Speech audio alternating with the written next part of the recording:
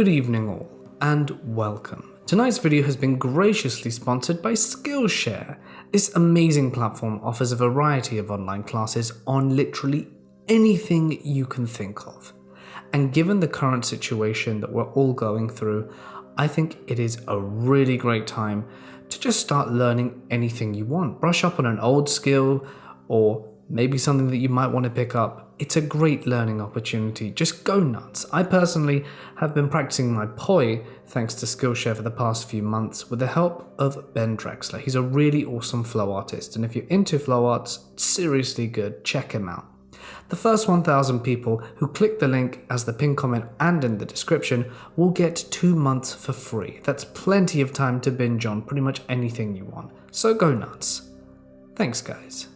But for now it's time to get comfortable and let the darkness take control. As a kid, I moved around a lot.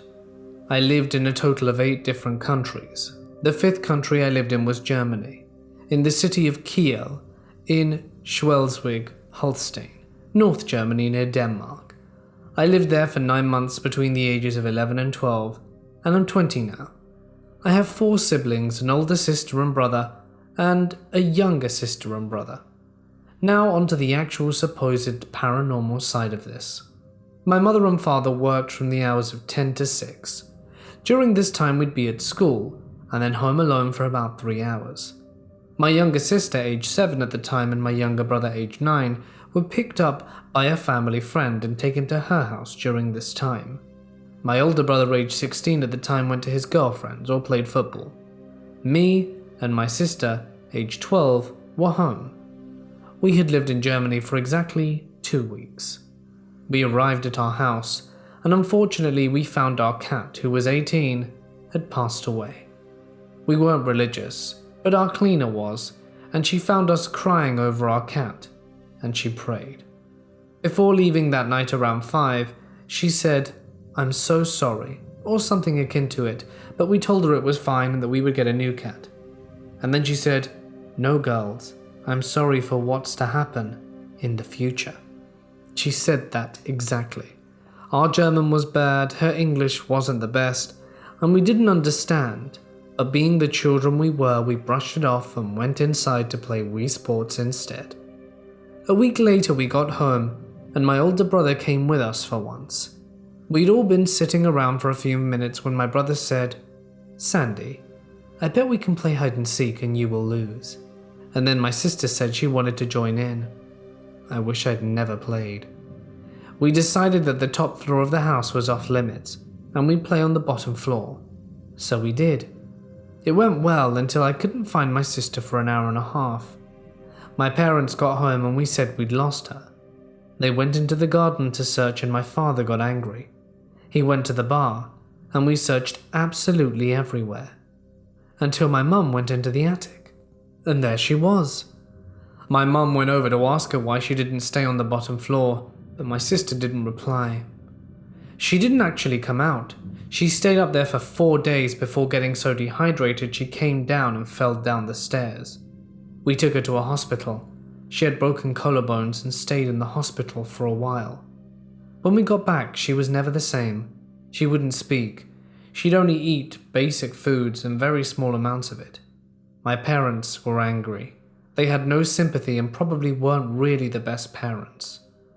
This carried on for the rest of our time in Germany until my sister said one day out the blue, after not speaking for about 3 weeks, "I saw something." This drove my mum insane, and we soon moved. This carried on for a while until I was 15 and she 16. She no longer went to school. She had a wheelchair because she refused to walk. At this point, we still lived in the same country after Germany, which was the small country of Monaco. We lived in Monte Carlo, and it was a paradise for me. I was very, very happy, but my sister didn't like it. She became angry at me, and me only. She started to harass me. My mum soon took sides, and she'd become distant from my older sister, and I was too, to be honest. My father took my sister aside, saying it wasn't her fault. 2 weeks before my 16th birthday, she started to talk. It was just rambling, but it was stuff like, I saw them. I saw things. The day before my 16th birthday, we were all having a meal, and she started smiling. My dad looked up and said, "Look, Poppy, she's happy. See, she's happy." This resulted in an argument, and after this ridiculous argument was over, my sister just said in a completely normal voice, "I want Sandy to see them too." This freaked out my mother. The next day I had my birthday, and the same day my mother told me we were going on a road trip. Just me and my other sister, who was 12. We took a road trip all the way over to Belarus on the other side of Europe. My parents soon divorced, and my mum bought a lovely house in Belarus for just me, her, and my younger sister using the divorce money. I have never seen my father, either of my brothers or sister again. I know that they now live in Wyoming, which is my father's birthplace, and my sister recently came out of a mental facility. Apparently she's fine now. My mother and my younger sister, currently 16, now live in Liechtenstein, which is my mother's birthplace, and I live with my roommate in Croatia. Everything was normal until my sister texted me on my 20th birthday. Her text read exactly, "Happy birthday. Now that you've reached 20, I'm able to tell you what I saw. There was a woman. At first I thought she was a man, but she was a woman. She told me I was her baby. She was dark, grey, almost like a shadow. I didn't want to tell you because I worry that you'll see her too, but she's never stopped following me. Sometimes she goes away. Sometimes she stays with me for a very long time. The medication doesn't make her go away. The medication makes her kind to me. I love you. Susan." I have no idea what to think anymore. To be honest, I still have to respond to her text. I don't know what to say. I'm very tempted to just say, "Sorry, wrong number." My grandfather used to work as a janitor/keeper in my old primary school, so I used to hang out with him all the time. He had his shifts usually in the morning and afternoon, but from time to time he'd work a night shift. So what you have to know about my school is the fact that it has a basement where my granddad has his room, 3 floors with classrooms and the attic. It had 2 staircases, the wooden one that connected floors 1 to 3, and the stone one that connected the basement, the 1st to 3rd floors, and the attic. Now onto the story. One Saturday, me and my grandparents decided to visit my granddad on his night shift, so we arrived around 8 p.m. and stayed till almost 11. I was playing around the school, which was a bit creepy at night, but I had a flashlight and some lights in school were still on. I was on the 3rd floor and kept hearing noises that sounded like footsteps from the attic. I found it weird because I was standing right next to the stone staircase and did not see anyone go up. But I was playing, so I thought I must have missed my grandpa going upstairs. I came up to check every door to try and find him, so that I could help him, but all of them were locked. I came down with no idea of what was going on, and that's when I heard the footsteps again. That's when I realized what I was just witnessing. I nearly broke my legs running down the stairs to tell my parents. They were all sitting there, even my granddad. I asked him if they had just been upstairs, and they said they hadn't been. From this day, I still don't know what I heard, but I sure as hell started to believe in ghosts since that experience. In July, my family and I moved to a new house. Since then, there have been several occurrences that make me believe we were not alone. When we first moved in, the realtor told us to never open the attic. He claimed it was because the attic was filled with insulation. I thought this was weird that he told us to never go up there, and my curiosity got the best of me. I had a look inside before I went to bed the first night, and I climbed up and looked at the attic. When I opened the door, there was nothing there. When I saw it wasn't filled with insulation, I decided to go all the way up to see if the attic could be used as storage. As soon as I walked in, I realized it was freezing cold. It was 90 degrees that day and the AC was not on. Then I felt extremely lightheaded and could barely walk down the stairs to get out of the attic. Secondly, I have a 13-year-old poodle, and she's normally a very chill dog, She doesn't bark often, but since the move she will randomly start barking at nothing, or she'll start whining and crying for no reason. Third, where my bedroom is to the attic.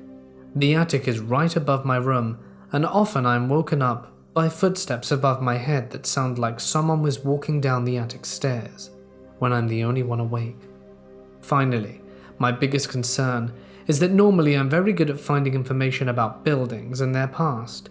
So when all of this started to happen, I did some research, and I couldn't find a single thing. I couldn't find anything except the listings that we bought the house. I'm at a loss at what to do here.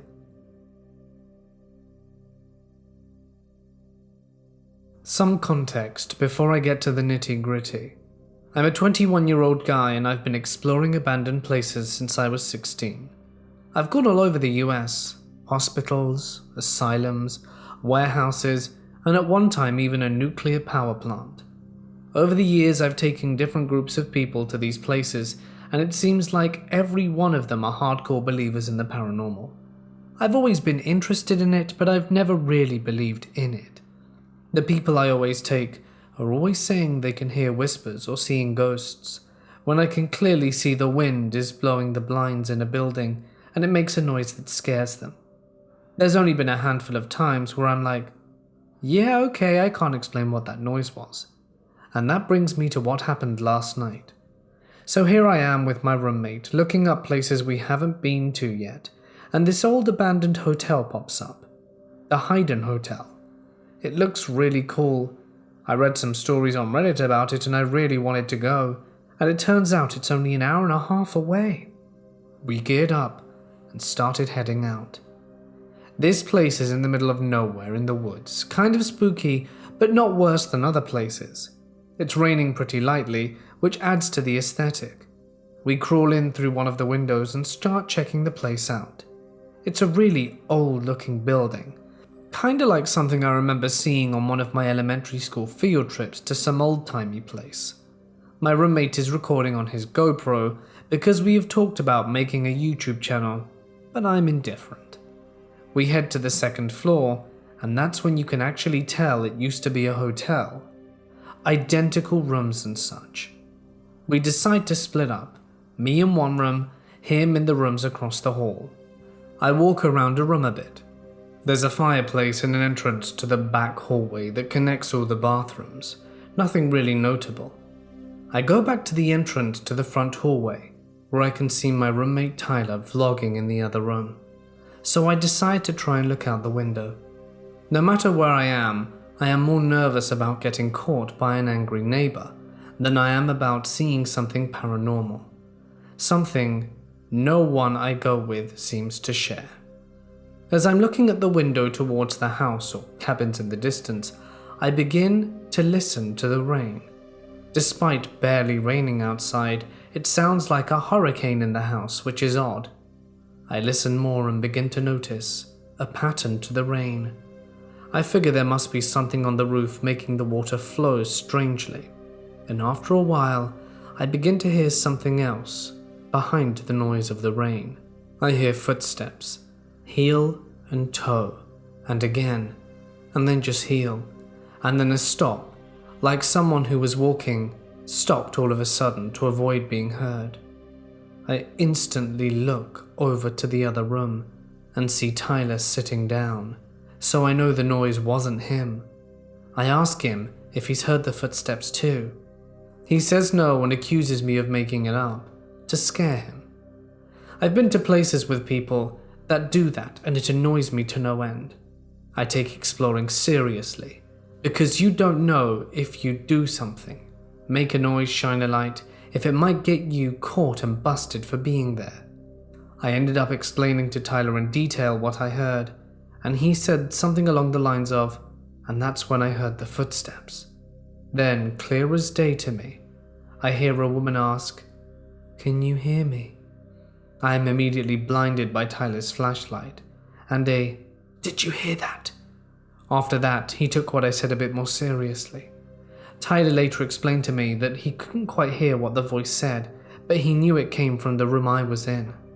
We decided to regroup instead of splitting up, and we headed to a room that I can only describe as an attic.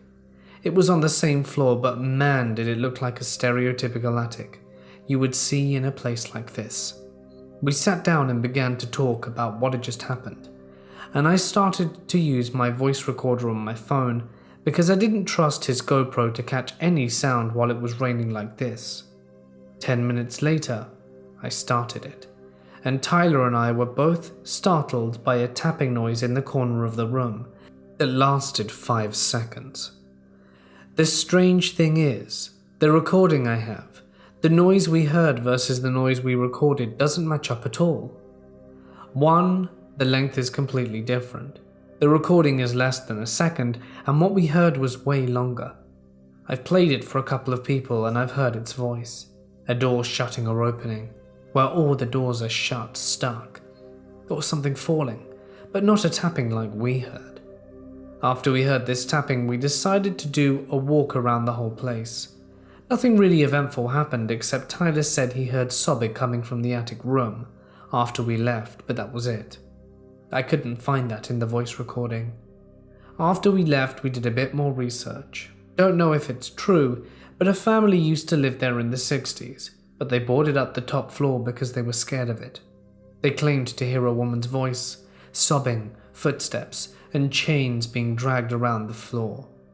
But I'm not sure if the source is reliable. I always was a believer in the paranormal, but at this point in time it was more something that I was afraid of.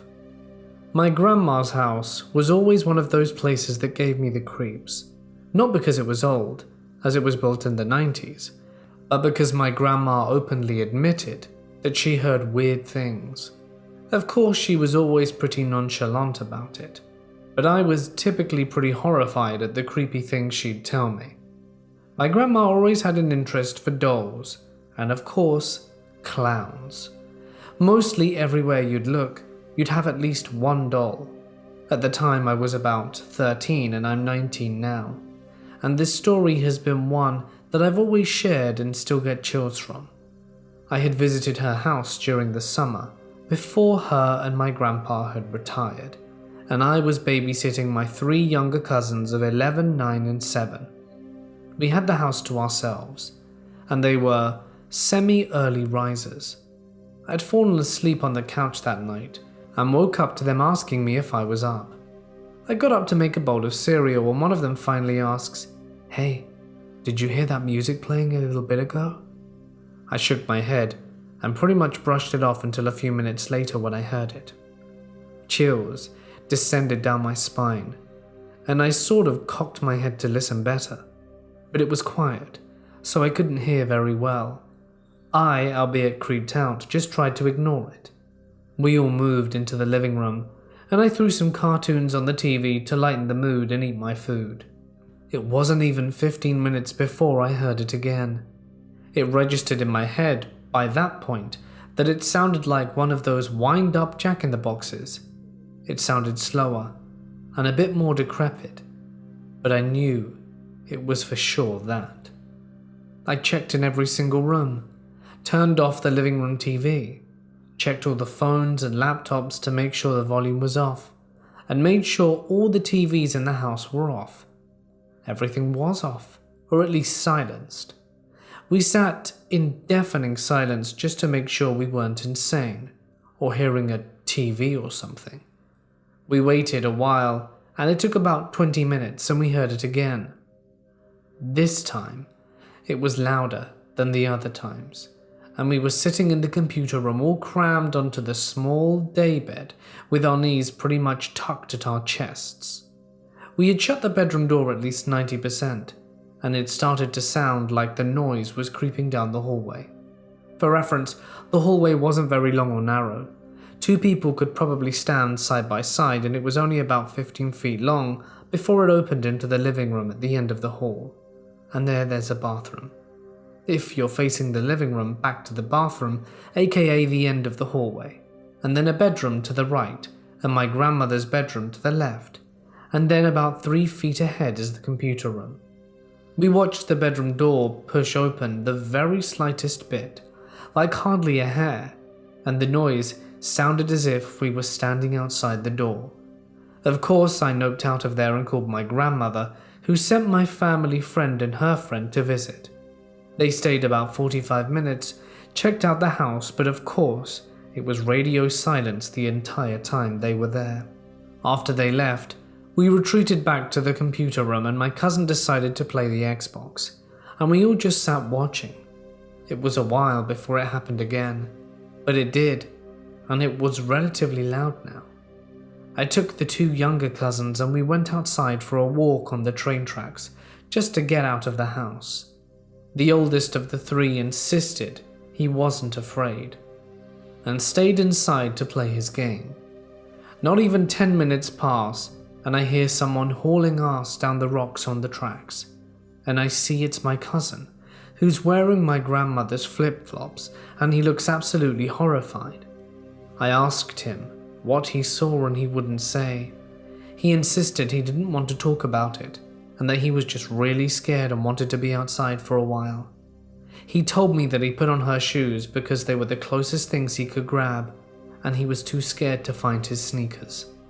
I haven't asked him again about what he saw, but I feel like I really should. We did speak to my grandmother about what happened, and she just said maybe it was something in the attic. But hearing a jack-in-the-box in the attic is far worse, since something in the attic would have been winding it up. I honestly don't think I'll ever forget this event, despite all the weird things that have happened since then. My grandmother has passed, but my dad recently visited and confirmed that he also believes there's something paranormal there, and he certainly can be quite the skeptic. I live in England, in a 2-story flat, and I've always believed in the paranormal, but my dad does not believe in any type of ghost or anything like that. I never thought that the flat was haunted. However, as I got older, I started to feel uncomfortable by myself, and I saw shadows downstairs out of the corner of my eye. Now, there is an attic directly above our second floor, but there is no way for us to enter it, as you cannot access it from this flat.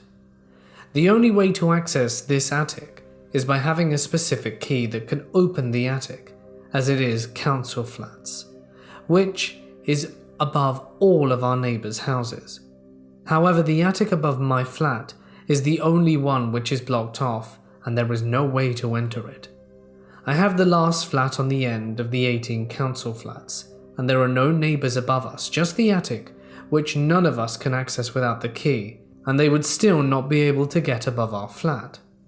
One night 2 years ago, all of the family in bed, and it was about 3 a.m. All of a sudden I hear something crash above me. It was so loud that it woke up all of my family, and we got up and stood on the landing together. After that bang, we heard another 3 loud footsteps and the sound of something being dragged behind them.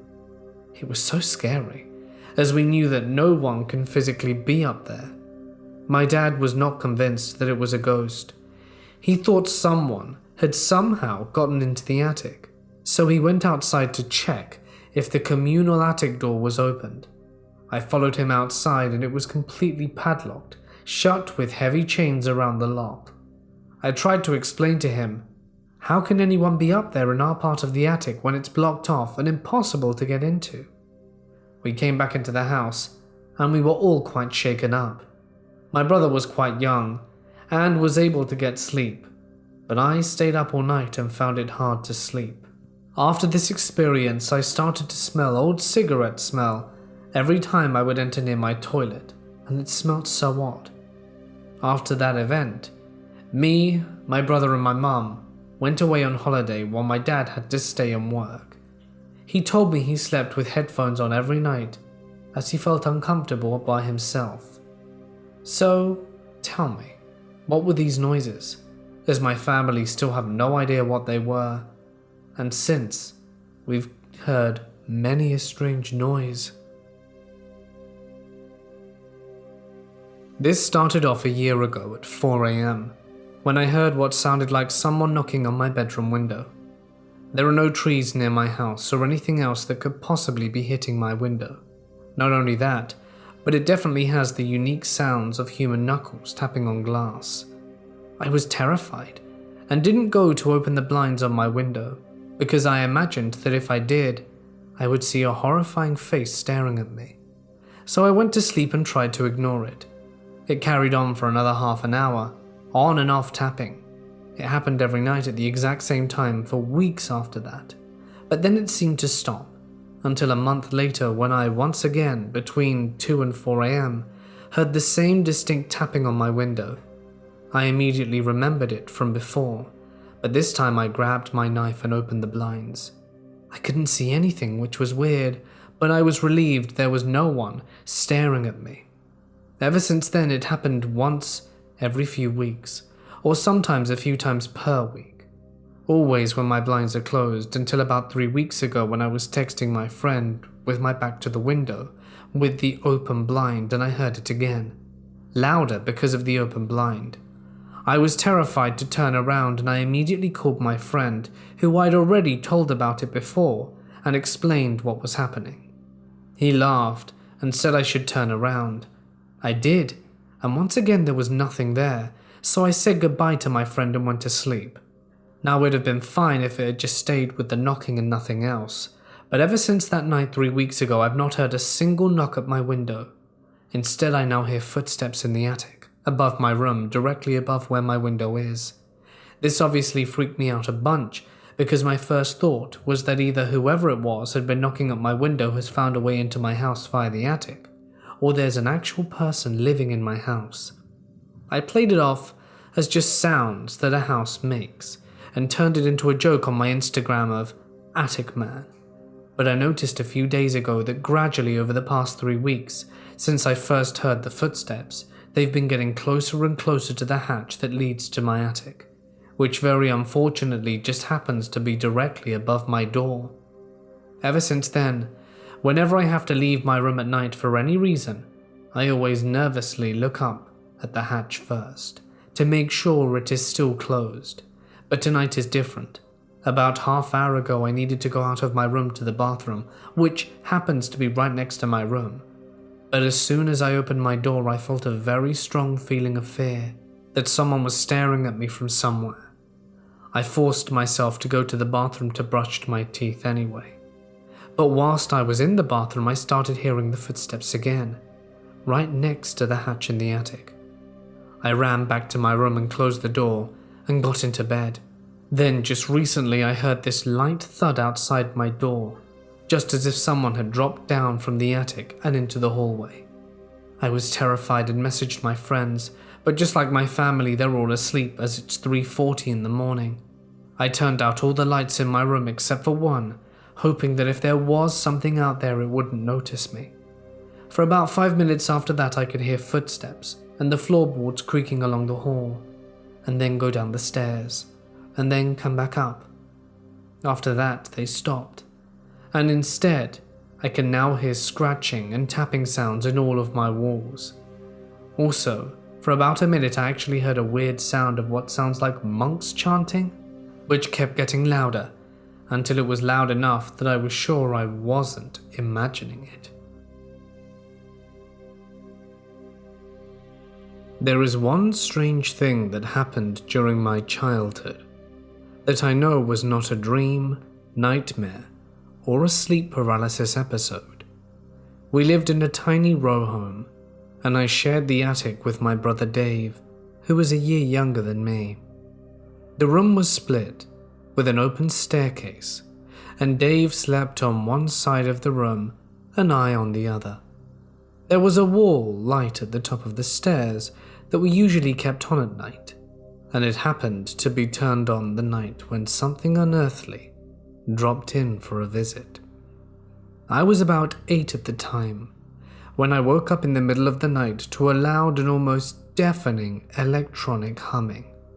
Not unusual was that my thin blanket was covering my head, which is something I did regularly when I went to sleep. Highly unusual, in addition to the humming sound, was that I could clearly see the shadow of a 3-fingered claw-like hand moving up and down above my head. I was terrified. To my young mind it was the devil, I could conjure up no other explanation. "Who's there?" I managed a few times, but the non-human hand just continued to get closer to my head and then further away. It was like it was performing some odd religious rite. I could not gather up the courage to remove the blanket that was over my head to face whatever was attached to the claw. But I did peek out of it slightly in my brother's direction. Dave appeared, sound asleep, and I started to yell his name. Dave didn't budge, but that could have been due to the electronic humming sound, which I immediately realized was muffling my voice. My terror grew greater as I started to scream for my parents. Nobody came. I turned my focus back to the claw-like hand and tried to communicate with it again, but it just continued to move up and down, with thick, outstretched fingers that came to points at the tips above my head. I closed my eyes and started to pray. Every now and then I would open my eyes to see whether the hand was still there. It was still there, and I should have known it was still there because the humming sound was constant. I prayed and prayed and prayed. The next thing I knew, it was bright outside and morning. But it wasn't like I had a nightmare and woke up. It was like time had passed between the moment I was praying and the time I woke up. It wasn't like waking from a nightmare at the breaking of day. Something had happened late the night before. I passed out somehow. Hours went by and then I awoke. The entire event lasted about 20 minutes, and I was wide awake the whole time. There was no doubt it was not a dream. Of course, when I told my mother about it in the morning, she did not believe it was real. I argued with her for about 30 minutes, but she insisted that I only had a dream. It crossed my mind at the time that I am only a kid and no one is going to believe me. As the years went by, I sometimes told the story to friends and family members, and many times the response was the same as my mother's. It must have been a dream. Well, for over 10 years after the event, the only explanation I could muster was that the thing in my room was something satanic. I've always known that something was in my room that night, and that it could not have been a dream. It was not until the late 1980s or early 1990s that my opinion about the event started to change.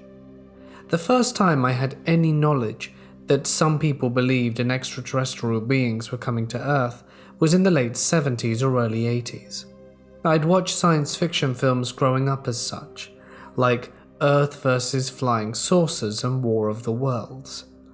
I even went to see Close Encounters of a Third Kind in a movie theater sometime in '78, but I never seriously entertained the possibility that beings from other worlds were actually coming here during the first 10 or 11 years of my life, in either 1979 or 1980. My father was watching an episode of the TV series In Search Of, a documentary that was hosted by Leonard Nimoy. The episode speculated on the possibility that beings from other worlds were coming to Earth in flying saucers.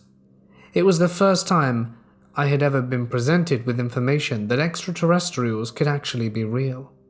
I was fascinated, but I didn't really know what I thought about it until years later. After watching shows on television in the late 80s and early 90s about people who claimed to have been abducted by aliens, a bell started sounding off in my head. The night of the claw finally started to make sense, right down to the electronic humming sound. It wasn't Lucifer who appeared in my bedroom that night. It was an alien. Even though I embraced this new concept, I still had some doubts about an extraterrestrial reality. It was simply too fantastic. Besides, I would never be able to prove conclusively to anyone that an alien had indeed infiltrated my childhood sleeping quarters back in the 1970s to lull me into some weird shock, because I was the only one awake to experience the event. I knew something very odd had happened. I knew for a fact there was something in my room that night, no matter what anyone else said, and I knew there was no way, no how, that the event was a dream. I still know it, and I'll always know it. I also believe there's a strong possibility that something more happened that night, but I have no conscious memory of it. I know for sure that when I was praying to God to save me that night, I was far from sleepy. I was frightened beyond belief, and not at all feeling like a little shut-eye. I'm a 22-year-old uni student, living with just my mate. I've lived with a lot of people before and hated it, so two lads could have been seen as the bachelor life. I loved staying up late, either gaming or just chatting to my mates on Skype. My friend, however, is very predictable and goes to bed at 11, showers at 10:30 like clockwork. So I stayed up until 2 a.m, and I have the top floor. It has 3 windows, one huge window that is slanted off the roof that I always keep the blinds open. When I say it's huge, I often climb through it to chill on my roof and watch the stars. There's a lot of space for me. Between 2 to 3 a.m. I climb in bed, boxers only, and watch YouTube videos until I drift off, facing away from the window. During watching Cryatic, who is an amazingly chill voice when reading horror stories, I hear creaking. Assuming it was the video getting to me in the psychological horror high, I ignored it. The video ended and I was about to choose another longer one when the creaking came back. The walls are paper thin, and I've had a house invasion before, so I was a little on edge. Calming myself by switching sides, just in case anyone comes in my door. It was also the same side as my window. The creaking continued, until it felt like whatever it was in my room. My eyes couldn't believe what I saw. A dark figure slowly manifested at my window, first a head, then a body consuming my window. I waited and tried to make it out, just staring and thinking. That's when I heard it. A tapping on the window glass. It was real. I jumped out of bed, remembering that I kept a weapon somewhere in my room. Where was it? I slammed on the lights and saw a face looking back at me. "Shota, help!" I screamed. No movement. We stood there looking at each other. "Shota, get up here!" I yelled again. I stood at my door, practically naked, wondering if I should stay or run. I stayed and my roommate never came. The man at the window said, "Excuse me, let me explain myself." I stood there speechless. "Can you please open the window so I can speak to you?" he pleaded. I beckoned near the window. "What are you doing on my roof?" "I'm your neighbor," he apologizes. I take a second thought but open my window. "Sorry, I'm drunk and trying to find my window. How are you?" "You scared the living hell out of me. So do you know Lucian?" I was friends with my neighbor, and he just left for a different university and informed me other people were moving in. I motioned to get dressed as I realized I was naked. No, he replied as I got dressed. "Lucian from next door? He said there would be new people moving in." "Ah, yes, I know him," he replies. After talking to him and feeling calm, he says he must try to find his window and leaves. I watch as the black, greasy hair and slightly trimmed beard with an athletic figure goes to the left. I go downstairs to my housemate and yell at him for not coming up. He says he didn't hear me run down, so there was no need to panic. Having a laugh about it, I go to my neighbor's house in the morning to joke, knocking on the door, and it's answered by a big, slightly fat man, who I am now friends with, and I ask to see both of them and introduce myself as the neighbor. One more person comes down with mousy brown hair, no beard, and is still quite small. After meeting them, I later had a small gathering with friends, and when 2 a.m. came, I told them it was time to get my own back. Climbing out of the window alone, I shuffled to the next window and mischievously knocked on it. I looked inside to see his horrified face, but there was nothing. The room was empty. No one lived there. The landlord told me of the previous tenants being squatters and were annoyed about being moved out for the refurbishment. It was not my neighbor. It was not a nearby window. I opened mine. Rooftop stranger let's never meet again. Just to preface, I work nights, so I spend most of the time home alone while my brother is at work. Before I go to sleep in the morning, I'll lie in bed and browse Reddit for a while. Yesterday I'm in bed, just about to call it a night, when I hear something hit the counter in my kitchen. My aunt likes to walk in sometimes, but I check the cameras, and my car is the only one there. I immediately dismiss it and resume my browsing. 5 minutes later, I hear solid footsteps coming down the hall. I drop everything and just listen. It's the unmistakable sound of boots slowly walking up and eventually back down the hall. I messaged my brother to tell him, since minor stuff happens sometimes. My dog stares at the wall and closet all the time, and he doesn't bark but just stares, and we joke for a bit. I also think it's worth noting that I worked a half day last night, so I got home around 1 AM, and I had to be quiet since my brother was sleeping in the room next to me. Finally, I got settled into bed and got a movie on Netflix. A while into it, I started hearing the same footsteps I hear the other day, except this one's a lot louder. Of course, I paused the movie and put all my focus onto this. I stood by the cracked floor for 10 to 20 minutes, trying to get a recording of it, but didn't get anything too special. After a while, I hear them even louder and even closer. They were coming from the attic. There was obviously something or someone in there. It wasn't long after that my brother's alarm started going off and he got out of bed. I immediately went to tell him and he flipped out immediately. I was going to tell him not to go up there, but he did anyway.